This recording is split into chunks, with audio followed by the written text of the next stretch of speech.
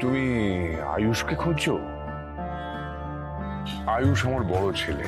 ও আচ্ছা, প্লিজ ওনাকে একটু ডাকুন। না,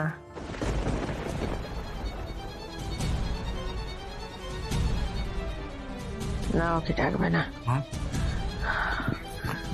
ডাকতে হবে না। ইন্দ্রাণী, আমি আমি ওর জন্য অসুস্থ হয়নি, বইলে সুস্থ হয়ে যাবে এমনটাও নয়। ও না, ডক্টর আসুন, আমি আপনাকে এগিয়ে দিচ্ছি, আসুন। আচ্ছা বসুন। ম্যাডাম, জুসটা। এদিকে তো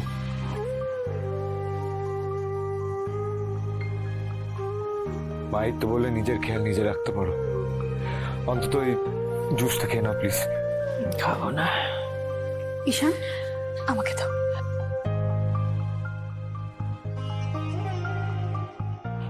মনি, মনি একটু কিছু খেয়ে নাও প্লিজ, না করো না।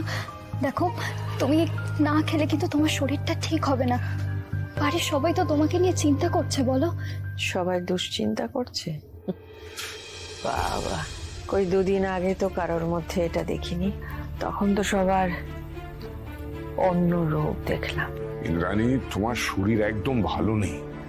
আমি হাত জোর করে অনুরোধ করছি, প্লিজ এত জেদ করো না।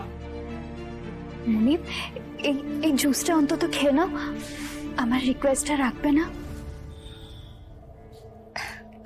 আমি খাইয়ে দিচ্ছি।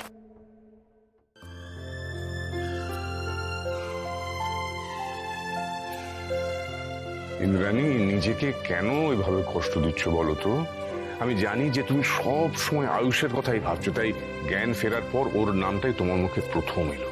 বলছি যে ওকে ক্ষমা করে বাড়িতে ফিরিয়ে নিয়ে এসো না। ক্ষমা? কাকে ক্ষমা করব? যে জীবিতই নেই তাকে ক্ষমা করে বাড়িতে ডেকে নেব?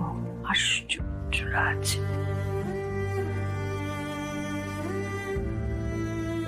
আমি জানি, বিশ্বাস করি, আমার বড় ছেলে মৃত।